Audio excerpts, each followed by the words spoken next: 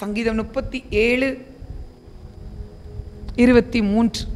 நல்ல மனுஷனுடைய நடைகள் கர்த்தரால் உறுதிப்படும், அவனுடைய வழியின் மேல் அவர் பிரியமாய் இருக்கிறார். தெளிவா வாசிக்கிறேன், கவனிச்சுக்கோங்க.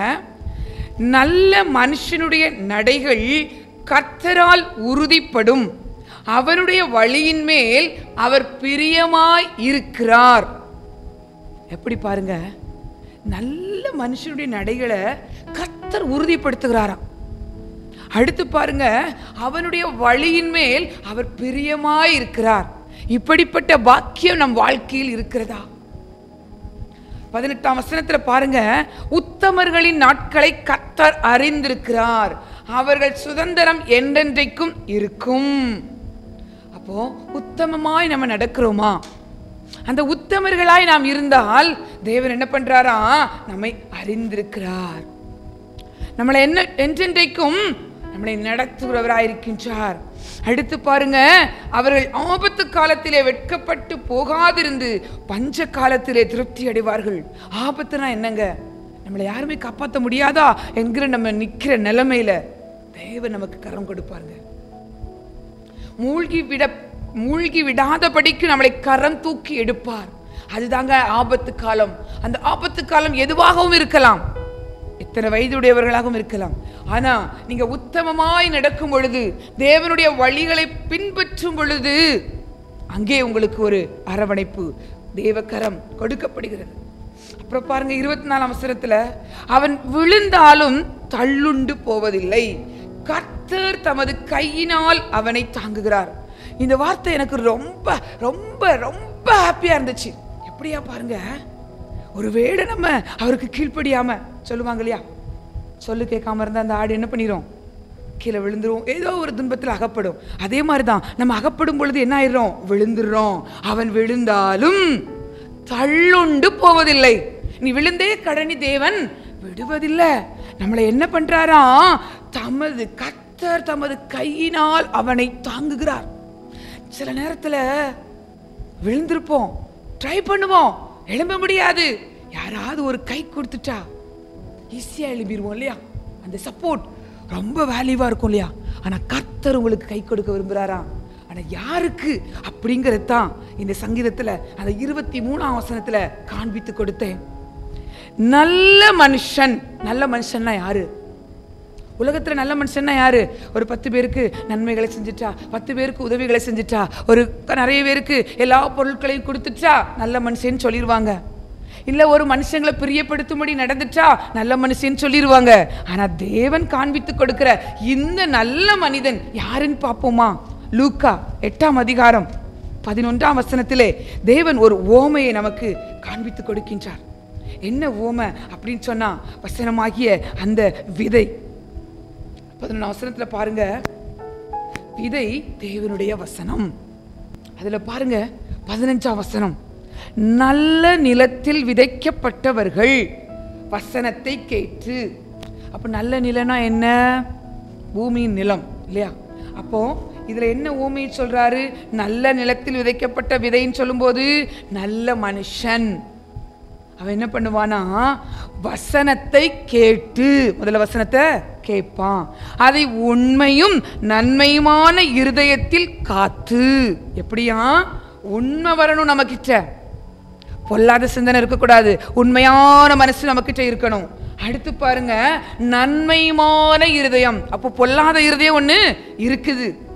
நன்மைக்கு எதிர்ப்பதா என்னங்க? தீமை இல்லையா? அப்ப தீமையான எண்ணங்களும் நமக்குள்ள இருக்கிறது. ஆனா நம்ம நன்மையான இருதயத்துல அதை வச்சு என்ன பண்ணணுமா?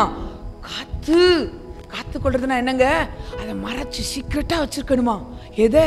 வேத வசனத்தை கேட்கணும். முதல்ல நீங்க அந்த பைபிள் வேதாகமத்த வசனங்களை வாசித்து கேட்க வேண்டும். அடுத்து பாருங்க, அத உண்மைக்கு எதிர்ப்பதா என்னங்க? பொய் சொல்றது இல்லையா? அப்ப நம்ம பொய்யான காரியத்துக்கு நம்மளை இடம் கொடுக்க கூடாது. உண்மையான அந்த சத்தியம் என்ன சொல்லுதோ அந்த வழியில நடக்கணும்னு சொன்னா நம்ம முதல்ல இருதயத்துக்குள்ள அந்த வசனத்தை எப்படி வைக்கணுமா? உண்மையும் நன்மையுமான இருதயத்துல காத்து. அதை என்ன பண்ணணுமா? பொறுமையுடனே. பொறுமை எப்பங்க வரும்? கோபம் இருந்தா பொறுமை வராது. நேற்றைய தியானத்துக்கு வந்திருந்தீங்கன்னா தெரியும்.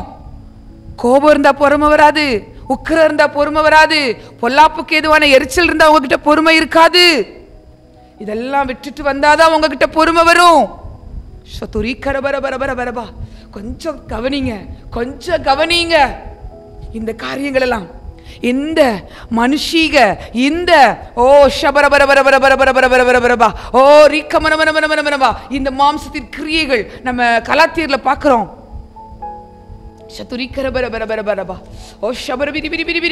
இந்த மாம்சத்தின் கிரியைகள் உங்ககிட்ட இருக்குன்னு சொன்னா நீங்க பொறுமை இல்லைன்னு அர்த்தங்க.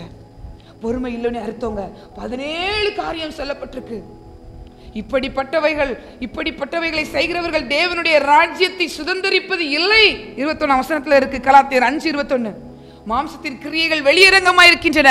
இந்த கிரியைகள் ஒன்னொன்னா நீங்க வச்சு ஆராய்ந்து பாருங்க, வழிகளை ஆராய்ந்து பாருங்க. உங்ககிட்ட இருக்குன்னு சொன்னா உங்ககிட்ட உண்மை இல்லைன்னு அர்த்தம், உங்ககிட்ட நன்மையுமான இருதயம் இல்லைன்னு அர்த்தம், உங்ககிட்ட பொறுமை இல்லைன்னு அர்த்தம். பொறுமைங்கிறது ரொம்ப முக்கியங்க, வாழ்நாள்ல ரொம்ப முக்கியம். அந்த பொறுமை கொஞ்சம் உங்ககிட்ட வந்துட்டா போதும், 1% வந்துட்டாலே போதுங்க, நீங்க நிதானமாயிருவீங்க. அந்த நிதானம் தான் எங்க இருக்கு அப்படின்னு பார்த்தீங்கன்னா இந்த வேத வசனத்துல இருக்குது. அதுக்கு தாங்க இந்த வேத வசனத்தை நித்தமும் வாசிங்கன்னு சொல்றோம். பொல்லாதவர்களாகிய துரோகிகள், பொல்லாதவர்கள், எத்தனையோ காரியங்கள் நமக்கு பெயர்கள் வைக்கப்பட்டு இருக்கிறது. ஆனாலும் நீதிமொழிகள் 1:3 பார்க்கிறோம், இவைகளால் ஞானத்தையும் போதகத்தையும் அறிந்து புத்திமதிகளை உணர்ந்து விவேகம், நீதி, நியாயம், நிதானம். பாருங்க, முதல்ல விவேகம் இருக்கணும் நமக்கிட்ட, நம்ம கோவப்படக்கூடாதுங்கிற அந்த ஸ்டாப் பண்றக்கூடிய கண்ட்ரோல் வரணும். அடுத்து எது நீதி, தேவ நீதியாய் செயல்படணும்னு சொன்னா நீங்க வாயை மூடிடணும். அடுத்து எது நியாயம், இந்த 3 யோசிச்சிட்டீங்கன்னா உங்ககிட்ட நிதானம் வந்துடும். அந்த நிதானத்தை தான் நான் உங்களுக்கு சொல்லித்தரேன். இதுதான் பொறுமை. இந்த பொறுமையுடனே நீங்கள் இருந்தீங்கன்னா தேவன் உங்களை பலன் கொடுக்கிறவர்களை மாற்றுவார். முதலாவது உங்களுக்கு தான் நீங்க பலன் கொடுப்பீங்க. இப்போ இங்க வாங்க, 37 சங்கீதம் 23 வசனம். நல்ல மனுஷனுடைய நடைகள். அப்போ நீங்க என்ன பண்ணணும்? வசனத்தை கேட்கணும், நன்மையும் செவியுமான உண்மையுமான இருதயத்தில் வச்சு அதை காத்து நடக்க ஆரம்பிக்கணும். பொறுமையுடனே நீங்க இருக்கணும். இப்படிப்பட்ட இந்த கண்டிஷன்ஸை நீங்க அப்ளை பண்ணீங்கன்னா உங்க வாழ்க்கையில நீங்க நல்ல மனுஷர்களாய் மாறுவீர்கள். நல்ல மனுஷனுடைய நடைகள் கர்த்தரால் உறுதிப்படுங்க. உங்க கூட கர்த்தர் துணை நிற்க முடியுங்க, மறந்து விடாதீங்க. அவனுடைய வழியின் மேல் அவர் பிரியமா இருக்கிறாராம். நீங்க கொஞ்சம் நான் சொன்னேன் இல்லையா, விவேகத்தோட செயல்படுங்க. நீதி என்னன்னு செயல்படுங்க. நியாயம் என்னன்னு இந்த வேதாகமம் நமக்கு கற்றுத்தருகிறது. அதை கொஞ்சம் பார்த்துருங்க. இந்த வேதாகமத்துல இருந்து நீங்க பார்த்துருங்க. நீங்க சொல்லுவீங்க இல்லையா, சிலவங்க என் சொந்த கண்ணால நான் பார்க்கணும், என் கையில வச்சு நான் அதை பார்க்கணும். பாருங்க, இந்த வேத வசனத்தை பாருங்க. அந்த வேத வசனம் கற்றுத்தருகிற அந்த நீதியின் வழியில, அந்த நியாயத்தின் வழியில அந்த விவேகத்தை உங்களுக்குள்ள உண்டு பண்ணுங்க. இந்த சத்திய வசனம் நம்மளை என்ன பண்ணுதுங்க?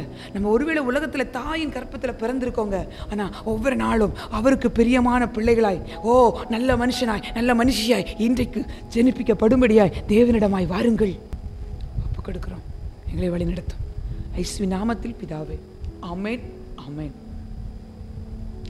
என் ஆத்துமாவே கர்த்தரை ஸ்தோத்திரி, என் முழு உள்ளமே அவருடைய பரிசுத்த நாமத்தை ஸ்தோத்திரி. என் ஆத்துமாவே கர்த்தரை ஸ்தோத்திரி, கர்த்தர் செய்த சகல உபகாரங்களையும் மறவாதே. ஆமென், ஆமென்.